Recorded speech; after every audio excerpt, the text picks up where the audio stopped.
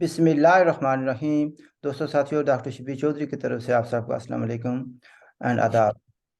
जनाब, आज मेरे मेहमान हैं अब्बास भाट साहब। कई बार यहाँ पर तशरीफ़ ला चुके हैं। कश्मीर नेशनल पार्टी के चेयरमैन हैं, ह्यूमन राइट्स एक्टिविस्ट भी हैं और उनके अपने व्यूज़ हैं। मैं एक बात बड़े वसूख से कह सकता हूँ कि जब वो कोई बात करते हैं तो उसकी वजह ये नहीं होती कि उनका किसी से तासुब है या नफ़रत है, ऐसी बात नहीं होती। उनका एक अपना व्यू है, उनकी अपनी स्टडी है। तो we have every right to agree और disagree with his views. Abbas Bhat साहब, welcome to my show. Thank you doctor साहब। अच्छा भाट साहब, आजकल बहुत चर्चे हो रहे हैं इंडिया के प्राइम मिनिस्टर मोदी साहब की जो विज़िट है अमेरिका की। बड़ी तफसील से उस पर बातें हो रही हैं। लोग कहते हैं कि बल्ले बल्ले हो गई है। और यहाँ भी वो जाते हैं मोदी साहब, वो कहते हैं कि आप एक एक मार्क छोड़ कर आते हैं वहाँ की हिस्ट्री पर और पॉलिटिक्स पर। वो कहते हैं कि डिप्लोमेटिक नॉर्म्स को बदल कर रख दिया है और इंडिया की प्रोफाइल को उन्होंने बहुत ही हाई कर दिया है। उनकी जो स्ट्रेटिजिक स्टैंडिंग है और इकोनॉमिक और पॉलिटिकल स्टैंडिंग है, डिप्लोमेटिक स्टैंडिंग है, उसमें बहुत इजाफा हुआ है। आप इस बारे में क्या कहते हैं? Floor is yours.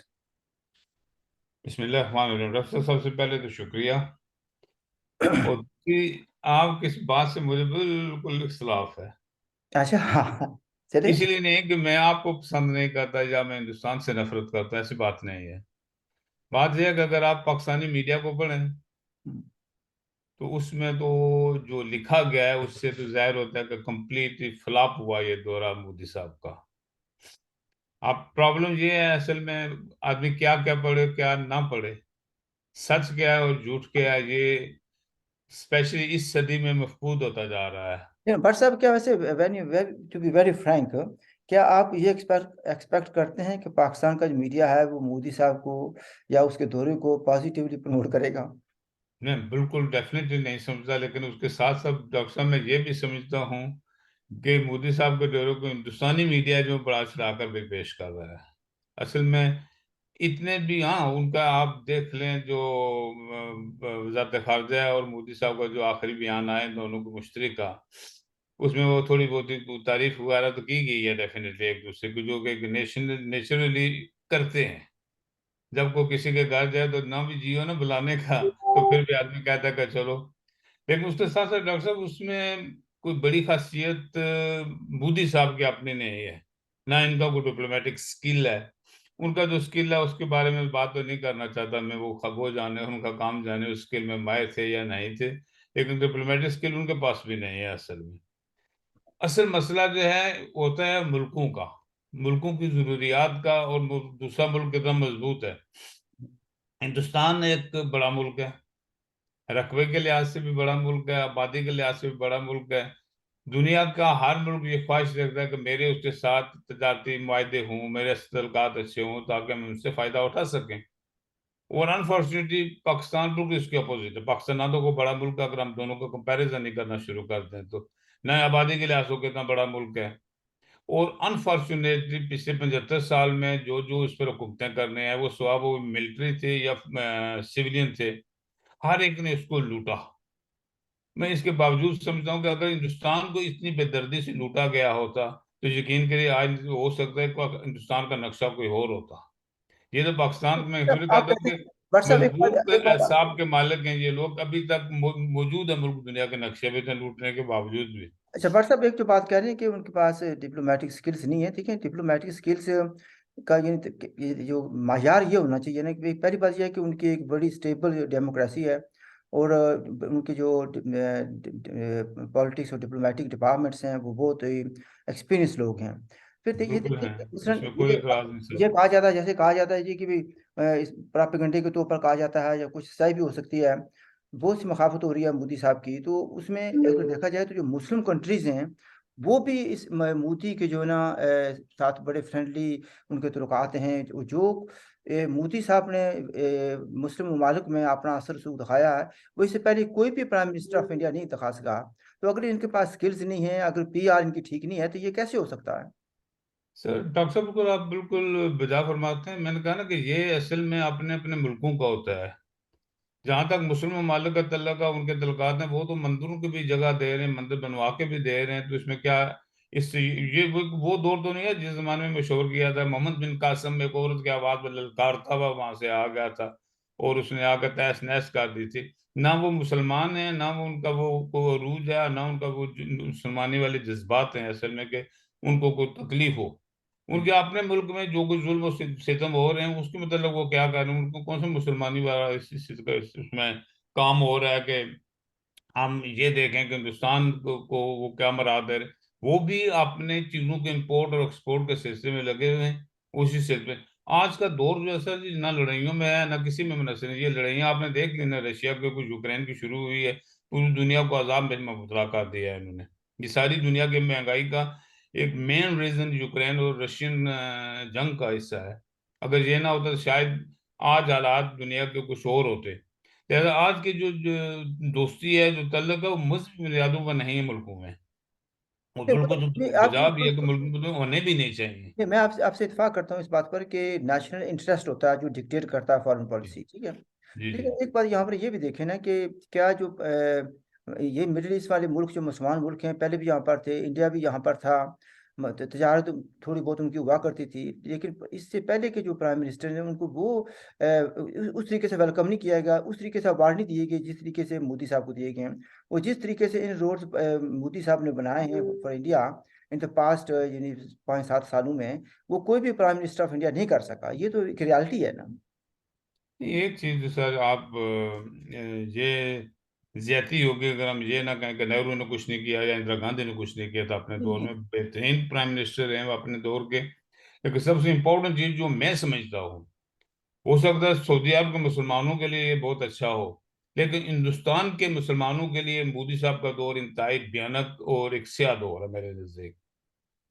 कि नहीं, वो हिंदुस्तान जिसकी मिसालें दिया करते थे लोग, ठीक है, उसमें पाकिस्तानी मिसाल ना देंगे उनके, शायद क्योंकि रिफ्ट जो हमेशा से रही है एक दूसरे के, ना वो उनकी तारीफ कर सकते हैं ना उनकी तारीफ कर सकते। लेकिन इंटरनेशनली आप भी जानते हैं, मैं भी जानता हूँ, सारी दुनिया जानती है कि हिंदुस्तान की मिसाल दिया करते थे सेकुलरिज्म की, कि अगर कुछ सेकुलर कंट्री है दुनिया में तो वो हिंदुस्तान है। आज वो सेकुलरिज्म कहाँ है? वो चुन चुन के जो नॉन मुस्लिम है उनको वो हिंदुस्तानी नॉन मुस्लिम। कश्मीर की बात मैं नहीं कर, कश्मीर को तो चलो एक डिस्प्यूटेड इलाका है, उसके साथ जो जाती हो रही है तो वो तो हो रही है। लेकिन हिंदुस्तानी मुसलमान दिल्ली में रहने वाले बसने वाले जो सदियों से वहां पर बसने आबा अजदाद के, आज उनकी जिंदगी कितनी है जीरन है। क्रिश्चियनों का भी यही हाल है, सिखों का भी यही हाल है। उसके अलावा जितने भी हैं ना वहां पर डिफरेंट, बल्कि यहाँ तक भी डॉक्टर साहब आप जानते हैं कि ये एक हकीकत है कि नहीं, कि एक हिंदू जो है आला कास्ट और अदना कास्ट के दरमियान जो इख्तलाफात हैं, जो चीजें जो फैली हुई है, इसका कसूरवार कौन है? मैं तो ये डायरेक्ट अनफॉर्चुनेटली इसका इल्जाम मोदी साहब को दूंगा कि ये सारा कुछ इनके ही दौर में शुरू हुआ और इनकी दौर में ये अपने इंतहा को पहुंचा। लेकिन भाई इस साहब एक बात ये भी है ना कि देखें, अगर देखा जाए तो इंताब संधि जिसको हम कहते हैं या एक्सट्रीमिज्म कहते हैं, ये सिर्फ ये नहीं कि इंडिया में बड़ी है, सारे मुल्क में बड़ी है, बरतानिया में भी बड़ी है, अमेरिका में भी ट्रम्प साहब के दौर में काफ़ी ये रहा है, बड़ी है। और काफ़ी मामलात जो मसाइल बिगड़े थे वहाँ पर भी। और दूसरे मुल्क में भी इंताब संधि जो है ना उसकी लहर आ रही है। तो हम ये नहीं कहते कि इंडिया में हर तरफ शांति है, अमन है। यस, वहाँ पर मसाइल हैं, झगड़े हो रहे हैं। मेरे पास भी बहुत सी वीडियोज़ आई हैं जिनको देख कर बहुत दुख होता है कि वहाँ पर जो वीडियो मैंने देखी है वहाँ पर तो मुसलमानों को टारगेट किया जा रहा है, मसाजिद को भी टारगेट किया जा रहा है। मुझे नहीं पता अभी उसमें कितनी सच्चाई है, कहाँ ये वीडियो बनी है, लेकिन है कि जो देख कर बाकी तकलीफ, बहुत बहुत तकलीफ होती है। और इंडिया का जो सेकुलरिज्म है वो उस पर वो बहुत बड़ा क्वेश्चन मार्क करता है। Agree with you. लेकिन ये आप नहीं मानेंगे कि ये ट्रेंड पूरी दुनिया में जा रहा है। सर नहीं, अगर आपने आपने पहले भी मिसाल देने के यहाँ की मिसाल आपने दी है। अगर यहाँ का आप कंपैरिजन करें आज से 10 या 15 साल पहले, यहाँ पे हालात मुश्किल थे बाहर के लोगों के लिए, खास बिलखुसूस मुसलमानों और एशियंस के। अब वो हालात नहीं है। उसके बहुत से रीजन है इसमें, वो सारे बात इतने आपके छोटे से प्रोग्राम में इतने सारी चीजों के खिलाफ बहस तो नहीं की जा सकती। लेकिन ये एक हकीकत है, अगर बरतानिया का वो दौर देखें, वो स्किन हेड वाला दौर, वो भी तो वही थे ना। और वो तो 70s का बना, लेट 60s एंड 70s। वही मैं कह रहा हूँ, लेकिन आप वो पिछले 10 15 20 सालों में ये हालात मेरे ख्याल में ये एक्सेप्ट कर लिया है इसको हमने कि भाई ये जो फॉरनर आए यहाँ पे, इन्होंने यहीं रहना है, इन्होंने जाना कहीं नहीं है। लेकिन आप जैसे पार्ट ऑफ ब्रिटिश है, सब आप लिहाजा इन्होंने एक्सट्रीमिज्म, रहना है। आप जो एक्सट्रीमिज्म को देख रहे हैं ना, उस नाजर में देख रहे हैं, उसमें आप, मैं आपसे इत्तेफाक करता हूँ। लेकिन ये जो देख रहे हैं कि यहाँ पर एक्सट्रीमिज्म, एक्सट्रीमिज्म ये नहीं कि सिर्फ जो गोरे लोग हमारे साथ करेंगे, एशियाई लोगों के साथ या काले लोगों के साथ। एक एक्सट्रीमिज्म की एक एक एस्पेक्ट ये भी है जहाँ पर मुस्लिम और नॉन मुस्लिम के इख्तलाफात बढ़ते गए हैं, जैसे कि लेस्टर में हुआ पिछले साल। जी सर, तो वो लोग हैं ना जो एशियंस आए हैं, लेकिन उसकी वजह भी जो है ना, मेरे मेरे नज़दीक उसकी वजह वही है कि पहले तो मुसलमान थोड़ा अपने आप को ताकतवर समझता था दुनिया में, जहाँ भी था, हिंदुस्तान में भी। यानी लड़ाई झगड़े अक्सर मुसलमानों की तरफ से शुरू होते थे। अब वो जो जिनको कहते हैं ना नॉन मुस्लिम, बल्कि मैं सीधा डायरेक्ट कह दूं, जो हिंदू हैं, अब चूंकि उन्होंने शुरू कर दिया मुकाबला, तो इस वजह से ज्यादा चीजें फैल रही हैं और दिन ब दिन ज्यादा हो रही हैं। पहले इसलिए कम थी कि अब ज्यादा इसलिए हो गई हैं कि अब वो एक्सट्रीम एंड पर चले गए हैं जो जो हिंदू थे। और उनकी वजह से वहां से जितने भी हिंदू यहाँ पर आए हैं माइग्रेट करके, कुछ स्टूडेंट बन के, कोई वर्क परमिट पर लोग यहाँ पर आए हैं, उनकी तरफ से ये मुकाबला शुरू हुआ है, जिसकी वजह से वो लेस्टर वाले वाकयात बेसिकली हुए हैं। लेकिन नॉर्मल हालात में तो एक्सट्रीम में बल्कि कम हुआ है, जो कि एक जिसको कहते हैं हिंदू मजहब से ताल्लुक रखने वाला हमारा प्राइम मिनिस्टर है इस वक्त। तो हुकूमती लेवल पे या बड़े ऊंचे लेवल पे कैसा नजर नहीं आ रहा है। लेकिन वहां पर आप देखें तो वहां पर हुकूमती लेवल पर भी उन्होंने खाना, आप मुख्तलिफ आर्टिकल आते रहते हैं लोगों के, कुछ सच्चे होते हैं कुछ झूठे होते हैं, लेकिन आते रहते हैं आर्टिकल जो पहले नहीं होते थे। कि हुकूमती लेवल पर, बड़े लेवल पर भी जो आप है ना एक्सट्रीमिज्म जो है फल फूल रहा है, असल में उनको इनकरेज किया जा रहा है। स्पेशली आरएसएस वालों का नाम आपने आज से 20 साल पहले अगर सोचे तो बहुत कम नाम होता था, या 25 साल पहले की बात करें। लेकिन आज बच्चा बच्चा जाता है आरएसएस वालों के करतूत क्या हो क्या नहीं है। अच्छा, ये जो आपने कहा लेकिन ना कि दूसरी हमारे तरफ, आपने जब कहा ना हमारे प्राइम मिनिस्टर, मैं जरा वजाहत कर दूं कि भट्ट साहब का मतलब ये था कि ब्रिटिश प्राइम मिनिस्टर, किसी और जगह गलतफहमी ना हो जाए, ये नहीं, ब्रिटिश। हमारा प्राइम मिनिस्टर तो डेफिनेटली जहाँ मैं रहता हूँ वही प्राइम मिनिस्टर ऋषि होगा। ऋषि ऋषि सुनो की बात हो रही थी। अच्छा, हाँ ये जी, बताइए कि पाकिस्तानी मैं नहीं हूँ, हिंदुस्तानी भी मैं नहीं हूँ, कश्मीरी हूँ, कश्मीरी को पता नहीं प्राइम भट्ट साहब मिनिस्टर है के कौन। साथ इसलिए जरूरत है कि लोग बात से बात बाल की खाल उतारते हैं, ठीक है ना। अच्छा, दूसरी बात ये बात है कि वर्षों मसलन ये जहाँ तक एक्सट्रीमिज्म का तल्लुक है, मसलन ट्रम्प कहते हैं कि जो डोनाल्ड ट्रम्प था अमेरिका का, उसने बहुत सी गलतियां भी की हैं, लेकिन जो अपनी इकोनॉमिक पोजीशन है उसने ठीक कर ली थी वहाँ पर। लेकिन एट द सेम टाइम जो एक्सट्रीमिज्म थी वो वहाँ पर बड़ी थी। तो इसी तरीके से पाकिस्तान में भी एक्सट्रीमिज्म बढ़ी है और इंटॉलरेंस बहुत बड़ी है, हेट्रेड बहुत बड़ा है। तो इसमें आप क्या कहते हैं भाई, क्या भाई? सर अगर आपको याद हो तो मैंने एक पहले भी एक बार आपके प्रोग्राम में कहा था, लेकिन वो तो मुख्तसर सी बात उस वक्त की थी कि 4 ट्रम्प्स, क्या? 4 ट्रम्प्स, यानी अच्छा। चार जो है ना वो डोनाल्ड ट्रम्प। एक इनके दौर में जो कुछ भी यहाँ पर हुआ ना, जो एक्सट्रीमिज्म उनके अपने मुल्कों में बढ़ी, जो नफरत का इजहार एक दूसरे के साथ किया गया, वो बातें हुई जो सदियों से वो मुल्क वहाँ आबाद है, उनमें कभी नहीं हुई थी, वो भी बातें हुई हैं। उनमें से सबसे पहले ये अंदाजा करें कि इनके करतूत भी मोरलेस सिमिलर है एक दूसरे के साथ। एक आ जाते हैं अमेरिकन डोनाल्ड ट्रंप, यानी जिनकी हालत है कि उनको उठाकर बिस्तर समेत उन्होंने उठाकर बाहर फेंक दिया, वो दफ्तर से नहीं निकल। क्या आप अंदाजा कर सकते हैं, या सोच सकते हैं कि जो अमेरिकन वो प्रेसिडेंट, यानी मोर पावरफुल है इस दुनिया में, मोस्ट इलेक्शन हारने के पावरफुल, बाद कभी जो कुछ डोनाल्ड ट्रंप ने किया, इलेक्शन हारने के बाद किसी भी प्रेसिडेंट, अमेरिकन प्रेसिडेंट ने ये कुछ नहीं किया। कभी नहीं हुआ।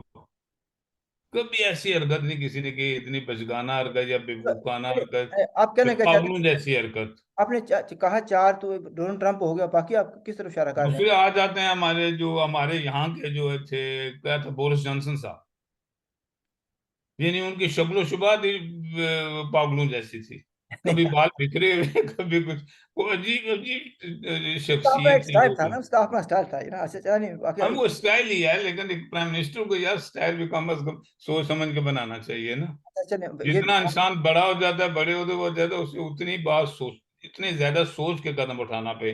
ये थे ट्रम्प नंबर 2। फिर आ जाते हैं ट्रम्प नंबर 3। अब इनका कब देखें, ट्रम्प नंबर 3 है पाकिस्तान का इमरान खान। अब ये देखें इनके किस तरह उनके वो आदतें मिलती जुलती हैं। झूठ बोलते हैं, वो पहले दो भी झूठ बोलते थे, यानी बरसरी आम झूठ बोल देते थे बगैर सोचे समझे कि बात है या नहीं है। इसी इमरान खान साहब जो आए तो उन्होंने जी भर के झूठ बोला। यानी पाकिस्तान में झूठ और सच की तफरीक करना मुमकिन नहीं है। आप बड़े सियासी होंगे, एनालिस्ट, बड़े बड़े सियासतदान आप होंगे, मुझे ये समझा दें कि क्या आपने कभी उनको झूठ और सच पे को महसूस किया कि ये झूठ कह रहा है? यानी इतनी रुबानी से वो बोलते हैं माशाल्लाह। एक बात मैं यहाँ ऐड करूंगा, इमरान खान का जिक्र ले आए तो ये मेरा कोई मसला बन जाता है। इमरान खान को मैं कहता हूँ, सिमिलैरिटीज हैं ना, वैसे आप मानते हैं इस चीज को? नहीं, अब सुने, पहले दौर इनमें। अब सुने ना। Imran Khan in my opinion is the compulsive liar. Compulsive liar वो होता है जिससे सच नहीं बोला जा सकता, वो हमेशा झूठ बोलता है, और इतने इत्मीनान से बोलता है कि यानी सुनने वाले उसके करीबी दोस्त भी जो है ना वो कहेंगे शायद ये कंफ्यूज सच हो है। जाते हैं। हम्म। हाँ, आगे, बजा बजा फरमाया आपने। आगे। लेकिन मैं इसको ट्रम्प नहीं कहता, मैं इसको कहता हूँ कि Mussolini of Pakistan, in Pakistan. Anyway, आप आगे बात करें, आप जो और कर। अब मेरे ख्याल में अगर चौथे ट्रम्प का जिक्र ना करें, ये एक ही दौर में सारे हैं, वो हैं हिंदुस्तान के क्या कहते हैं, मोदी साहब। यही करतूत है उनके भी, वो भी जी भर के झूठ बोलते हैं और वही चीख चीख के गला फाड़ फाड़ के तकरीरें करते हैं। यानी तकरीर में कुछ हो या ना हो, लेकिन वो चीख चीख के इस तरीके से बात करते हैं कि बस। और वो भी अपने अल्फाज का चुनाव समझ सोच के नहीं करते अपने मुखालिफ के लिए। अपने मुखालिफ के लिए वो भी जहर बड़े तीर नहीं होते हैं, जहर बड़ी जबान इस्तेमाल करते हैं, जो कि कम अज कम एक प्राइम मिनिस्टर को, एक सदर को जेब नहीं देती। और ये चारों का असल में अलमिया यही है। असल में और ये बड़ा अनफॉर्चुनेटली चारों एक ही बार अगठे एक ही दौर में अल्लाह मियां ने हमें अजाब नहीं होता किसी कौम पे, कौमों पर अजाब नहीं, ये पूरी दुनिया पर अजाब लाने के लिए अल्लाह ताला नाराज हुए, उन्होंने पूरी दुनिया में अजाब होने के लिए चार आदमी भेज दिए। उन्होंने इस चार लोगों ने मिलकर इस दुनिया के जो सुकून था ना, आराम था, मतलब कोई अल्फाज में वो सुकून था कि इन्होंने खत्म कर दिया है। एक अब व्हाट्सएप अपने अगर नाम अगर निकाह देखा में जाए, वो सुकून है, यहाँ पर भी वो सुकून नहीं रहा है वो। व्हाट्सएप एक बात यह है ना कि अगेन आपकी अपनी ओपिनियन है। जो तीनों का कहा आपने भाई, मसलन जॉनसन ने भी यहाँ पर बहुत सी खराबियां की, इमरान खान ने तो खराबियों की इंतहा कर दी है, ट्रंप हम्म। ने भी towards the end of his presidency काफ़ी सारी मिसाल पैदा की है। लेकिन मोदी ने तो आपने देखा जाए इंडिया की प्रोफाइल को बड़ा बुलंद कर दिया, इकोनॉमिक और स्ट्रेटेजिक पार्टनरशिप उसकी जो है पूरी दुनिया में मानी जा रही है। इंडिया का जो इंडिया की जो स्टैंडिंग है दुनिया में वो काफ़ी बढ़ गई है। तो यानी हमें ये सर मान, इकोनॉमिकली जरूर उन्होंने अच्छे काम किए हैं, इसमें कोई डाउट नहीं, हिंदुस्तान के लिए वो हो सकते हैं। लेकिन जब किसी कौम को अखलाकियात से भी गिरा दिया जाए ना, अखलाकी तौर पर कौम को गिर जाए, उसमें एक हिंदुस्तानी जो मुसलमान है उसे जीने का हक ना दिया जाए, एक हिंदुस्तानी जो क्रिश्चियन है उसे जीने का हक ना दिया जाए, या एक हिंदुस्तानी जो हिंदू है उसको पवित्र समझा जाए या उसको पवित्र का दर्जा दिया जाए, ये इख्तलाफात जो पैदा हो जाते हैं ना, ये लॉन्ग रन में कौमों के लिए नुकसानदेह होते हैं। शायद वक्ती तौर पर ये अच्छी चीज नजर आती है कि वहां पर हिंदुइज्म फूल फल फूल रहा है, लेकिन ये लॉन्ग रन में नुकसानदेह है हिंदुस्तान के लिए। मुझे हमदर्दी किसी के साथ नहीं है ना, ना मेरे मुझे कोई इख्तलाफ है किसी मुल्क के साथ, लेकिन ये चीजें जिस मुल्क में आ जाती है ना, वो लॉन्ग रन में वो मुल्क नुकसान उठाता है, वो कौम नुकसान उठाती है। और सब असल में देखें, हिंदुस्तान जैसा बड़ा मुल्क हो जिसमें बेशुमार कम्युनिटीज रहती हैं, बहुत से मज़ाहिब हैं, ज़बानें बहुत सी हैं, उसमें प्रॉब्लम्स का होना एक नेचुरल बात है, ठीक है। इस तरह के प्रॉब्लम्स जो है ना इसमें फ़िरका वारियत भी होती है, राइट्स होंगे, लेकिन किसी कम्युनिटी को टारगेट करके मारा जाना जस्ट बिकॉज कि वो उनके मजहब से उसको कबूल नहीं करते, तो इसका मतलब ये गलत बात है। मैं इसकी मजम्मत करता हूँ, कोई भी करे, मजहब हर आदमी का अपना अपना होता है, ठीक है, आपके अपने बिलीफ्स हैं। विद इन इस्लाम बहुत से फ़िरके हैं, मेरा एक अपना बिलीफ है, मैं उस पर अमल करता हूँ। मैं आपसे इस हद तक एग्री ये ज़रूर करता हूँ कि स्टेट का कोई मजहब नहीं होना चाहिए, स्टेट वो इंडिया की हो, पाकिस्तान की हो, बरतानिया की हो, अमेरिका की हो, किसी भी जगह भी, और स्टेट का कोई मजहब नहीं होता। और all citizen of the state should have equal rights. तो जो स्टेट जानबूझकर इस तरह की खिलाफवर्जी करेगी, मेरे पास एक ही लफ्ज़ है कि मैं उसकी मजम्मत करूंगा, ठीक है जी, किसी को अच्छा लगे या बुरा लगे। ना ना हम्म। कमान आप क्या समझते हैं कि जो मोदी साहब का जो प्रेजेंट दौरा है, इससे इन्हें जिस खिते में हमारा तलक है उस पर क्या असर पड़ेगा? याद है आपको कि लास्ट टाइम मोदी साहब भी गए थे तो इमरान खान भी गए थे, तो फिर थोड़ी अमेरिका में वहाँ पर कोई बातचीत भी हुई होगी, और कहा जाता है कि वो इमरान खान कहते थे जी मुझे लगता है कि मैं वर्ल्ड कप जीत कर आया हूँ यहाँ। तो इस बार तो नहीं कोई जो मोदी साहब की और अमेरिकन सदर की जो बातचीत हुई है, सुना है कि बड़ी प्रोग्रेस हुई है बहुत से मामलात में। तो आप क्या यार समझते हैं? मोदी योगी जहर हिंदुस्तान में जिस तरह अर्ज किया ना पहले कि हिंदुस्तान एक बहुत बड़ा मुल्क है, उसके साथ तजारती तौर पर, और बिलखुसूस फिर जब ये इमरान साहब ने जो गंद फैलाया है आके रशिया के साथ, तो वो खुद अमेरिका के साथ भी उसने गंद फैलाया, वो सैफर अपना लहरा लहरा के, झूठे कागज लहरा लहरा के, जहर है उससे अमेरिका कोई पाकिस्तान से खुश तो नहीं हुआ था। पाकिस्तान, उसमें पाकिस्तान के साथ उसकी नाराजगी थी। अगर पाकिस्तान के किसी मुल्क के साथ नाराजगी होती है तो जाहिर है उसकी हिंदुस्तान के साथ दोस्ती हो जाती है। ये एक टिक बाय टैट वाला मसला है इन्होंने रखा हुआ है।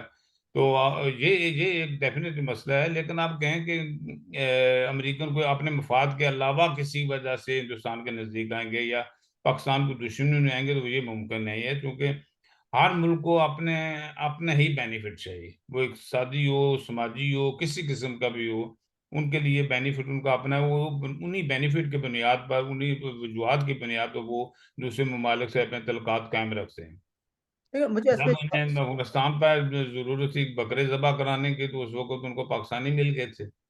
उनके साथ बहुत अच्छे तल्लुकात है पाकिस्तान के साथ अमरीकनों के। आज नहीं है, इसलिए कि वो खुद डूब रहे हैं, और साथ अमेरिका की वजह से जो है IMF वाले हैं वो मेरे ख्याल में पाकिस्तान को डुबोने के चक्कर में पड़े हुए हैं। अदरवाइज मुझे कोई चीज़ नज़र नहीं आती कि IMF को क्या तकलीफ है कि हर चीज़ मानने के बावजूद, हर वो एक्शन करने के बावजूद, जो एक्शन उन्होंने किया है वो पाकिस्तान ने पूरे किए हैं, इसके बावजूद IMF का जो कर्जा है, जो मामला है, वो उसे तय क्यों नहीं पा रहे हैं, उसकी भी मेन वजह अमेरिका है उसके पीछे। अच्छा, ये उस तो बात अमेरिका के मामला जो हैं वो बात- रूस और यूक्रेन की वजह से हैं। जी जी। तो जो मैं सवाल करना चाहता था वो ये था कि यानी इस दौरा या अमेरिका के बाद आप क्या समझते हैं कि इसका कोई असर पड़ेगा पॉजिटिव या नेगेटिव इन साउथ एशिया? सर कुछ नहीं पड़ेगा। अगर आज ये दौरे में कुछ हिंदुस्तान के लिए अच्छी बात है, तो कल शायद या 6 महीने के बाद वो उसके खिलाफ बातें करने क्योंकि हर रोज जो है ना ये इनकी फॉरेन पॉलिसी बदल रही है। जरूरत के तहत ही फॉरेन पॉलिसियां बन रही, को लॉन्ग रन पॉलिसी कोई भी किसी मुल्क की नहीं होती हमेशा के लिए। इस वक्त अनफॉर्चुनेट सिचुएशन जो है ना वो पाकिस्तान के लिए है, क्योंकि पाकिस्तान अपनी जो मामलात हैं उनको ठीक करने के लिए IMF के पास है, IMF वाले कुछ कर नहीं रहे हैं, लिहाजा उससे चाइना की तरफ झुकाव है या दूसरे ममालिक की तरफ झुकाव, चाइना के तरफ झुकाव से जो है वो अमेरिका गलत मतलब निकाल रहा है उसका, कि भाई चाइना के साथ क्यों दोस्ती हो गई, या चाइनी येन में वो जो नहीं वो ऑयल वगैरह जो उन्होंने रशिया से लिया वो चाइनी करेंसी में उन्होंने पेमेंट क्यों हुई। यार ये अमेरिका के लिए बहुत बड़ा खतरे की निशानी है ना, कि डॉलर की बजाय अगर चाइनी येन में कोई तजारत शुरू हो जाए उसके मुकाबले में, तो लिहाजा वो और कोशिश करेगा कि हिंदुस्तान को दबाने, पाकिस्तान को दबाने के, पाकिस्तान को दबाने का सबसे बड़ा तरीका है कि हिंदुस्तान के साथ दोस्ती का है, तो लिहाजा वो हिंदुस्तान के साथ दोस्ती करेगा, लेकिन अपने मफाद के अलावा वो कुछ नहीं करेगा। अच्छा, ये बताएं इसका असर जम्मू कश्मीर पर पड़ेगा, यानी जिसके तहत से हमारा तल्लुक है? सर जम्मू कश्मीर जो मेरी सोच है उसका तो फैसला हो गया है, वो इमरान खान साहब खा के चले गए, तो अब किस जम्मू कश्मीर की बात करें, को रहना रहता है कोई फैसला भी क्या फैसला करते। कर गया इमरान खान? हम खोल ना क्या करें डॉक्टर साहब, भाई दे दे, उन्होंने दे दिया, उन्होंने चोरों के कपड़े से डांगा ने घस। अच्छा। वो आया सो इमरान खान साहब पे फैसला करो, जो 82 का कप जीत के दोबारा आया था ना, अच्छा। वो कप यही था कि हिंदुस्तान के साथ मुक मका करके आया था। वो मुक मका हो कैसे, सिर्फ वक्त उन्होंने हिंदुस्तान वालों ने इम्प्लीमेंट भी कर दिया ना, ये जो यानी कि बट साहब इस पर ज्यादा नहीं 19 में है? 2019 में जो किया था हिंदुस्तान ने आके मोदी साहब ने, वो तो उसने इम्प्लीमेंट भी कर दिया। अनफॉर्चुनेटली इमरान खान को यहाँ मौका नहीं मिल सका क्योंकि वो उन बातों को इम्प्लीमेंट करता। बट साहब सिर्फ इमरान खान पर इल्जाम लगाना ठीक नहीं होगा, या सारी जिम्मेदारी उस पर नहीं डाली जानी चाहिए? आर्मी की मर्जी के बगैर तो कुछ नहीं हो सकता ना। सर आर्मी जो आई थी जिससे जो अगर अब ये कल की तारीख को अगर आप स्टडी करें, और डेफिनेटली आप स्टडी करते हैं, उसमें तो यही लगता है आर्मी जो उस वक्त की आर्मी थी, यानी बाजवा साहब, आर्मी से ये मुराद तो नहीं है कि वो हवलदार या कोई लेफ्टिनेंट उठ के कोई फैसला करते हैं, यानी वो आर्मी थी जो उनकी, और इमरान खान की जो अगर अंडरस्टैंडिंग आप देखें ना, वो भी कहते थे 3.5 साल कहते एक पेज पे रहे। वो जब पेज फटा तो पता चला ये तो मिल मिला के पता नहीं क्या करने जा रहे थे, 15-20 साल के लिए कुछ और ही प्रोग्राम थे इनके अपने। हाँ, नहीं वो तो आप कहते हैं कि सारा कसूर ही भाजपा का, इस बेचारे को तो पता ही कोई नहीं था ये बेचारा तो हाँ लाइल जो डुल्लू है ना, ये मुंह में चूसनी रख के बैठा प्राइम मिनिस्टर बना हुआ था ना। शुक्र अब है इसको पता नहीं तो इसे छोड़ के घर चले जाना चाहिए था। भारत जो दूसरे लफ्ज़ों में आप समझते हैं कि जम्मू कश्मीर का मसला एक सेटल्ड इशू है, सर इन्वर्टेड। वो उसमें कोई तब्दीली, मामूली मामूली जब छोटी मोटी कोई तब्दीली आ जाए, अगर कोई एक्सट्रीमिज्म हो जाए तो, अदरवाइज में मुझे तो कोई नजर नहीं आता कि जम्मू कश्मीर के लोगों को आज़ादी में नसीब होगी। मैं ये कहता नहीं हूँ, दुआ नहीं कर रहा हूँ, लेकिन ये चूंकि फैक्ट्स हैं सर, 75 साल फैक्ट्स में देख लें कि वेयर वी स्टैंड। हमारे वकील साहब जो कहते हैं, बहुत नहीं कहते से वकील है, वो कहाँ स्टैंड करते हैं, हिंदुस्तान कहाँ स्टैंड करता है। तो दिन ब दिन जो है वो मजीद जकड़ रहे हैं। कश्मीर की असम्बली को भी हालात भी देख लें आप, दिन ब दिन उसमें पाकिस्तान का कंट्रोल सख्त होता जा रहा है। कभी एक तरमीम, कभी दूसरी तरमीम, कभी तीसरी तरमीम आ रही है जो है। और हिंदुस्तान को ने तो मेरे ख्याल में, मैं कहता हूँ कि 90% तो सॉर्ट आउट कर लिया अपना मसला।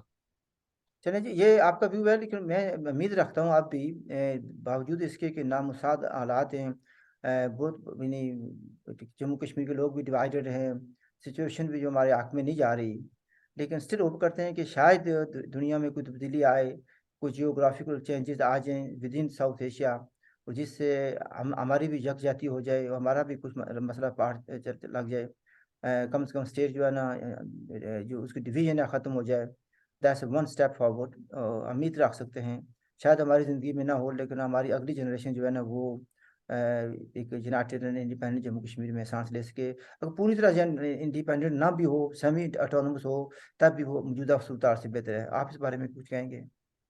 सर जी बिल्कुल डेफिनेटली, अगर आप दुआ करते हैं, मैं भी एक कश्मीरी हूँ, हमने इकट्ठे मिलकर भी जिंदगी के बहुत से साल इस नजरिए और इस सोच को दिए हैं। तो मैं उसके अलहदा तो नहीं हो सकता कभी भी। भाई इतना कह सकता हूँ, वो कहा ना, किसी पवित्र है शजर से उम्मीद बाहर रख। तो बस क्या हमें चुमटे रहो इस दरख्त नाल, ते उम्मीदा रखो बाहर नहीं है, चलो देख बाहर आ जाए। लेकिन आज वैसे बड़ी अच्छी में मैंने बात किसी से देखी है, किसी एक ग्रुप में है, वो कहते हैं कि पहले ये था कि पाकिस्तान की सीक्रेट एजेंसीज या उनके जो प्रोपेगेंडिस्ट थे वो कहते थे जी जो खुद मुख्तार कश्मीर वाले वो गद्दार हैं, इंडिया के एजेंट हैं। फिर इंडिया वालों ने भी कुछ ने कहना शुरू कर दिया कि हाँ जी ये भी गद्दार हैं या वतन फरोश हैं वगैरह वगैरह। तो फिर या मुस्लिम कॉन्फ्रेंस पर ये दूसरे कहते थे ये खुद मुख्तार वालों को ये गद्दार हैं। उसने कहा जी लफ्ज़ उसमें कोट कर रहा हूँ, उसने कहा माशाल्लाह अब तो जो खुद मुख्तार वाले हैं वो एक दूसरे को कहते हैं कि ये गद्दार हैं, ये एजेंट बन गए हैं, क्योंकि वो इन कुछ दूसरे लफ्ज़ों में डिवीजन दर डिवीजन होती जा रही है हमारी, और ये कोई this is not positive sign. Your comments?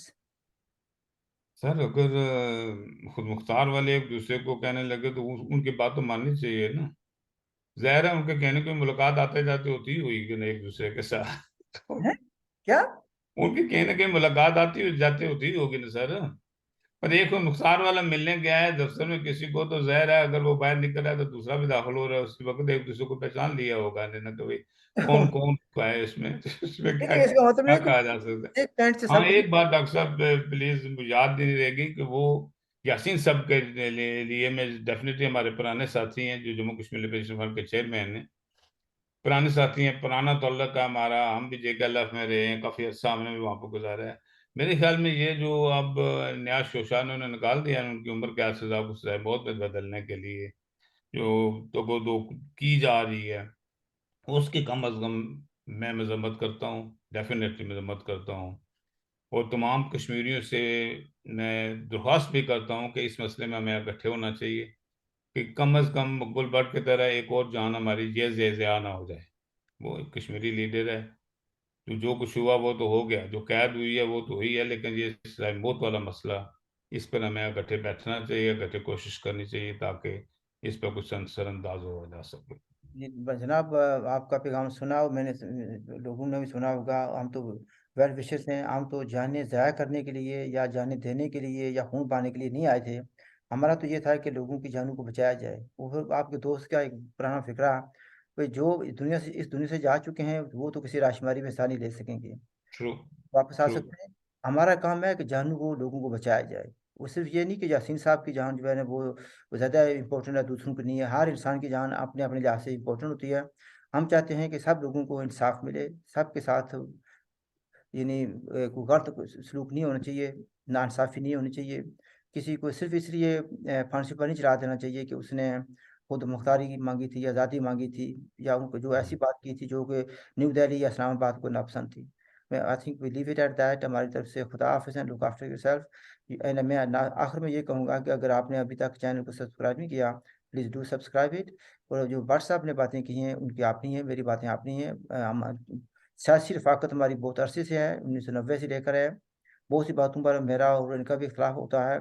आप ज़ाहिर है इस वक़्त वो दूसरी पार्टी में है, मैं दूसरी पार्टी में हूँ। लेकिन कुछ लोगों को मायूसी ये ज़रूर हुई होगी और है, कि आमतौर पर होता है जब जम्मू कश्मीर के लोग आपस में अच्छा काम करते हैं तो सब ठीक होता है, जब इख्तिलाफ़ हो जाता है तो फिर गालियाँ देते हैं, तो एक दूसरे पर इल्ज़ाम लगाते हैं। कम से कम मैंने और अब्बास भट्ट ने इख्तिलाफ़ ज़रूर किया पॉलिसीज़ पर। अगर सुबह इख्तिलाफ़ हुआ तो शाम को हम दोनों इकट्ठे या खाना खा रहे होंगे या फ़ोन पर बात कर रहे होंगे। तो लोगों को मायूसी हुई है कि हमने एक-दूसरे को गालियाँ नहीं दी। बस अब इस बात पे कुछ कहना चाहेंगे? सर अल्लाह करे उनको मायूसी हो, इससे ज्यादा क्या कह सकता हूँ। एनीवे, मायूसी वी लीव इट नहीं एट दैट। हमारी फैलानी तरफ से चाहिए, इस किस्म की मायूसी को फैलना चाहिए। And anyway, we leave it at that. हमारी तरफ से खुदा हाफ़िज़ and look after yourself and if you have any comments please do make them. और अगर आपके पास कोई क्वेश्चन्स हैं डू आस्क। मैं इंशाल्लाह कोशिश करूँगा कि भट्ट साहब को तकलीफ़ दी जाए कि वो दोबारा उन बातों का जवाब दे सकें, अगर कोई बात मिस हो गई है। हमारी तरफ से खुदा हाफ़िज़ है। लुक अल्लाह हाफिज।